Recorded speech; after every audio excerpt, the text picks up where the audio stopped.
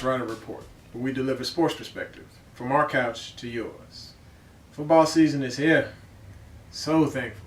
Yes, sir. That it's here and we don't have to watch any more soccer. Baseball. No more golf. No more. I've been watching WWE wrestling, honestly. That's terrible. No offense to Brian Jemison, one of our lead analysts as far as WWE and a correspondent for them. But I need football. I live, breathe, eat, sleep football. I have a sign over my door that says we interrupt this marriage for football. Right. It's here. And, of course, one of the things that was entertaining during the offseason was the suspension. So thank you, NFL players, for letting Goodell drop the hammer or, give a little bit of a knock on you. And that's what we're going to talk about today is how it wasn't across the board with the suspensions. And to help me do that is Brian. What's going on? Hey, what's going on, Mr. Lockett? Glad to be here. So, what do you feel about this, man?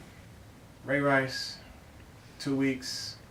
Josh Gordon, full year. Full year. Alden Smith, 9 games. List goes down. We can go down the list.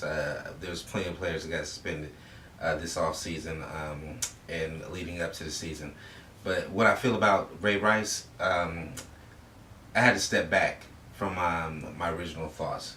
Originally, I thought Goodell overstepped his boundaries, if I could say that. Yeah.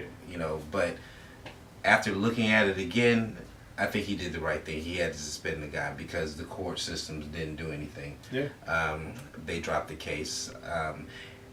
But if the court system would have indicted him or convicted him or even tried to prosecute him, I think then Goodell could have been hands off and let the court system handle this side of it.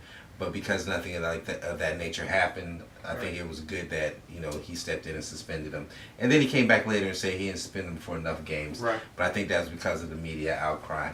But I think the media outcry can't determine your reaction, can't determine a punishment for a player. It can't determine the punishment, but it can have you rethink Yeah. the punishment. And I think that's what happened. Yeah. And see, when you look at it, though, it's like, all right, so you got it on camera, and you've been sent special evidence from the investigators as to what really transpired in an elevator. And then you made a decision based off of that.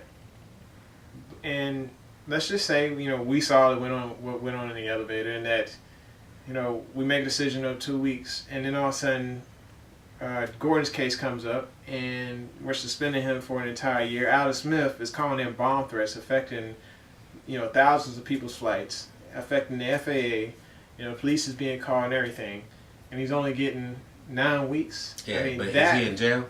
Yeah, he's not in jail. See, that's part of the problem also, because Alden Smith should probably be in jail. Yes. All right? Ray Rice, although I love him, should probably be in jail. Yes. Okay? The problem with the court system is that maybe it's preferential treatment. Maybe these athletes are getting preferential treatment and the court systems are giving them a bye, so Goodell has to step in. If it wasn't for the court systems giving them a bye, I don't think Goodell would have to be here because Ray Rice wouldn't be here these 2 weeks. He wouldn't be available for those 2 weeks, right? So Goodell is doing what he has to do, and it's a little uneven, but I think at this point in time, he's still trying to feel his way out. And there has to be a standard. The league has to come up with a standard. The commissioner office, the front office staff has got to come up with a standard across the board, a punishment, maybe a laundry list, get a laundry list out, punishments, and give it to the league and then move forward. Yeah, and then there also should be a hierarchy. I believe that the owners should be the ones dropping the hammer on their players because Roger Goodell should be going after the owners and the general managers saying, okay, with you guys aren't going to hit these guys with the contracts, with the clauses in them that say, hey, if you do X, Y, and Z, we're going to hit you for one game check, 2 game checks, or however many game checks based on the offense until they finally get the message that, hey, during the offseason, I can't screw up. Yes. But you just said something very interesting. It had something to do with the message, okay? I'm going to take that a step further because the league, the owners, and the NFL franchises individually aren't getting the message. Yeah. And that's the problem. Okay, the message should be that if you don't handle your players, then I'm going to handle you. But instead, Goodell has to go around the franchise to handle the player. So it should be an embarrassment to the team. Yeah. Cleveland Browns should be embarrassed. Definitely. Cleveland Browns should be embarrassed. They didn't handle Josh Gordon in a manner in which he would not pursue smoking drugs or smoking weed again. You know, Alden Smith.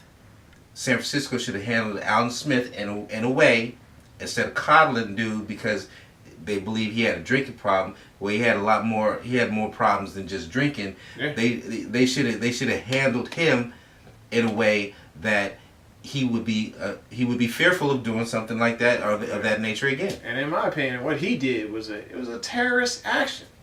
You know, it was basically calling. I mean, yeah, I've seen people do it in high school. We had to leave out from the gym, you know, or leave out from wherever we were to head over to the track because somebody called in a bomb threat. And but it it's was at a happened high here school. Twice in San Antonio, okay, elementary school. Okay, here in San Antonio, just this past year, and the FBI had to come out. Yeah. Okay, so And it's serious business. Yeah, they need to take it seriously with the NFL and the judicial system need to take it. Hey, this guy affected a lot of people's flights. He may have caused different airlines thousands of dollars, caused customers thousands of dollars.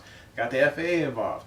I mean, the ramifications from this here are huge. And he's only getting a 9-game suspension, but for somebody picking up a doobie, smoking a doobie, is getting a full year suspension. Both Gordon and who's the other guy from Jacksonville?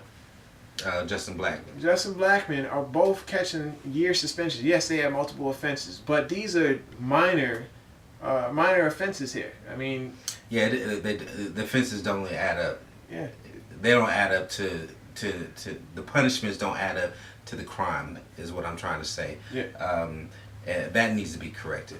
Yeah, it needs to be across the board punishments. That, like you said earlier, it just needs to be, hey, if you do this, we will smack you with a 2-game suspension. You do that, I will smack you with a 4-game suspension, and so on. Right. And that way the players know, like, hey, okay, I need to probably stop messing up because this is my second time getting busted using Adderall, so I'm probably going to get an 8-game suspension. What they did with Asa Jackson the last couple of years was a perfect example. First time he got busted, it was 4-game suspension. The second time, it ended up being 8-game suspension. That's what I call consistency based off of the penalty. And if they could actually have that across the board with all the players, like, all right, first offense, second offense, third offense, and just have the escalator continue to go, then yes, I could see a judicial system as far as the NFL working properly. All right. See, I agree. I agree in punishing, and I agree with the escalator. What I don't agree with is taking the player off the field. Yeah. Okay, that's that player's job. Okay, and he signed a contract to go in and play such amount of games for such amount of money. Now, I understand taking some money away from him, but he needs to be on the field. Okay, because not only is he hurting the league, the team, and his fans, if he is any caliber of player.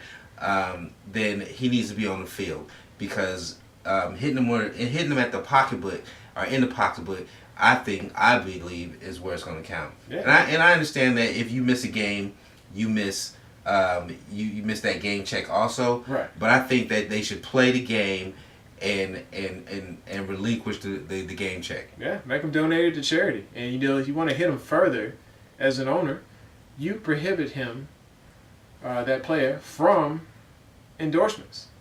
Hit him where it really hurts. Millions of dollars in endorsements. You know, if a player wants to go out and smoke weed or abuse somebody, then yeah, they can't do that endorsement for vitamin water or Wheaties. You can't be on the Wheaties box if you're representing the NFL in a bad way.